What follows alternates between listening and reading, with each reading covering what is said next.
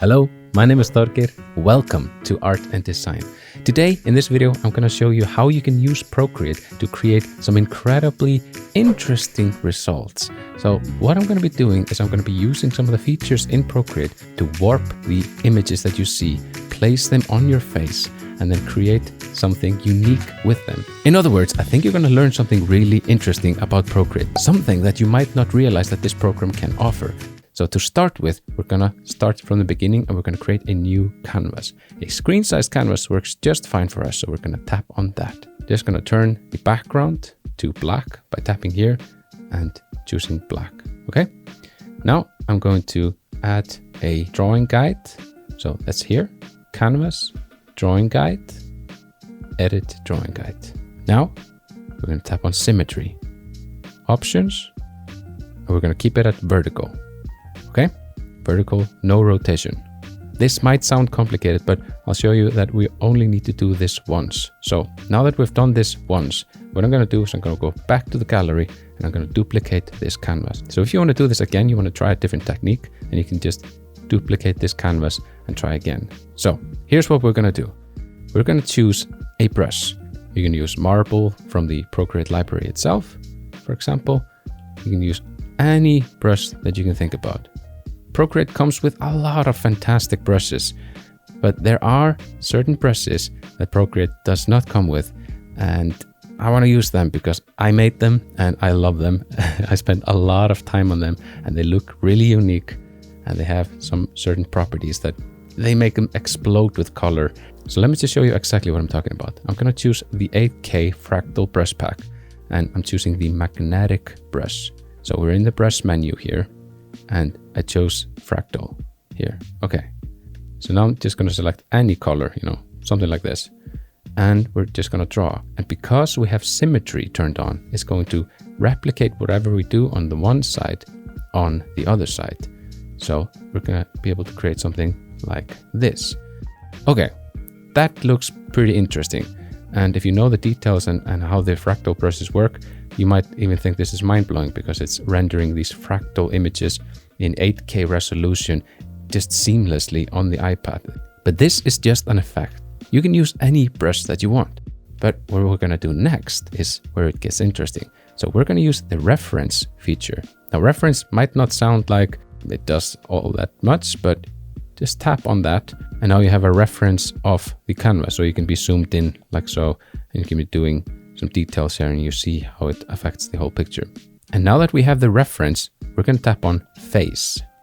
So that is going to activate another feature, and it's going to overlay this stuff right here onto a face. Now it doesn't currently see a face, and it seems to have turned off the background. So I'm just going to turn the background on again. So we have a black background here. Now you can use a different color if you want, but I'm just going to show you how this looks like. So here we go. Now I'm going to tilt the iPad towards my face. So let me just do full screen here so that you see what's going to happen. Hello. Can you see that? Hello. Cool. Okay. All right. So you see me talking here. So this is a augmented reality version of me.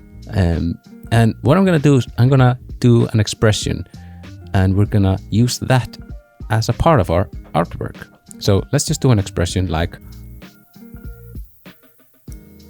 this, and then I'm gonna take a photo. So I'm gonna tap take a photo, 3, 2, 1. Okay, so we've taken the photo as you saw, and I'm just going to add that photo into this artwork. So insert photo, select the photo, and now we've imported that photo. Think about this. We created symmetrical artwork, which works really well with faces because, there's eyes here, the mouth goes here, the nose goes here. So it works really well with faces. So if we turn on, you can see the symmetry actually works with the contours of the face. So now we can actually start to create something really interesting. So let's just duplicate this because I want to make this a little bit brighter, and I'm going to add a layer effect to it. Something like this. I'm just going to merge these two layers by pinching them together. Something like this. So now we have this going on. Okay. I'm going to reposition it a little bit. I'm going to turn off the drawing guide because we don't need a drawing guide anymore. Turn that off. So now we have something like this. So now the next thing that I'm going to do is I'm going to duplicate this so we have a backup. And I'm going to start messing with the pixels a little bit. So going into liquify here, I'm going to do push. And I'm just going to pull these pixels a little bit around like this. So here's how big the brush size is. This is going to determine how large area you're going to be able to pull. So I'm just going to go ahead and pull this in these directions here. It's starting to look actually pretty artistic. Cool. I like it. What's coming out of his mouth? That's what I want to know. So I'm going to create a selection around the mouth. So I'm going to create the area that we're going to be drawing on. So I'm just going to draw with the selection tool, something like this. Boop, boop. And then we'll go here, something like this. Create a new layer. Now we're going to do orange because blue and orange works pretty well together. So here in the harmony section, you can see which colors work well together. So picking orange. And for this, I'm going to use synthesia. And I'm just going to do something, whoa, something a little bit less. Maybe something like this, right?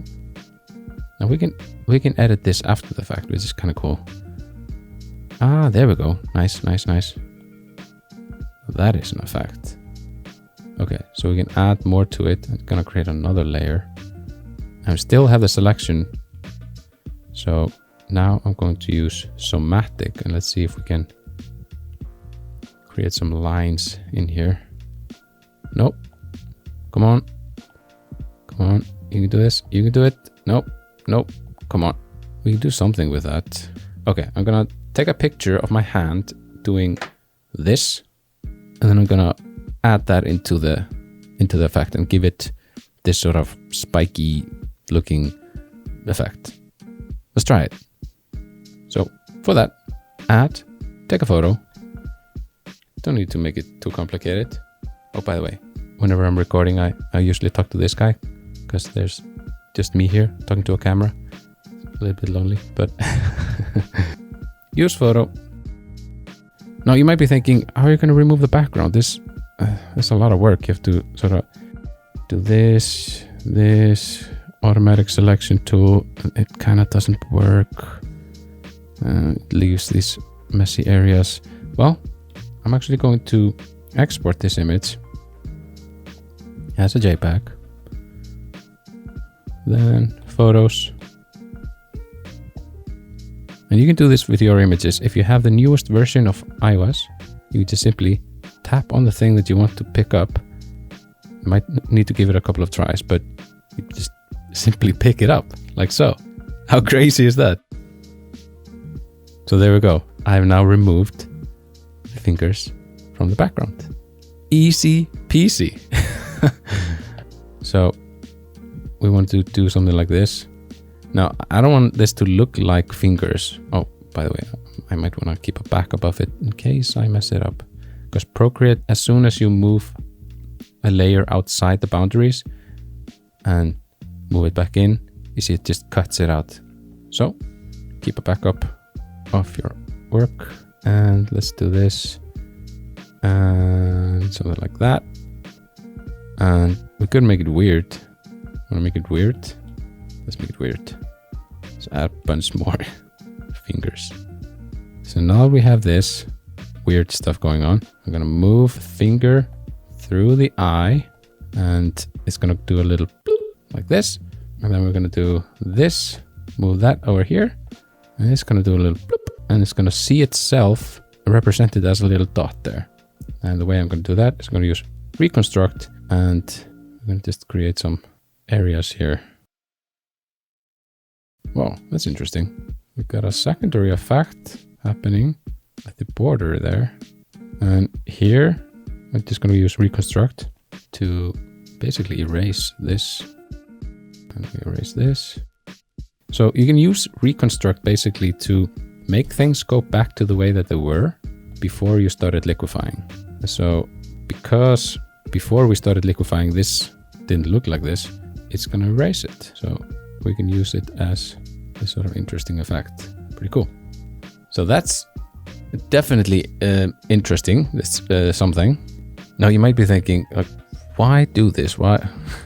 This looks incredibly weird and nobody would put this on their wall. And that's not the point. My point is not to create a unique artwork right now and something that you want to put on your wall. My point here is to show you the kind of tools that Procreate has to offer for you to explore your creativity. You know, you don't need to draw like you're drawing with watercolor. Procreate is a digital artist tool.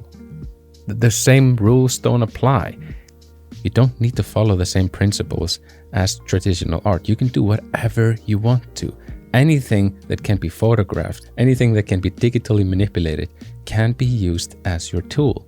And that is my main point with this video.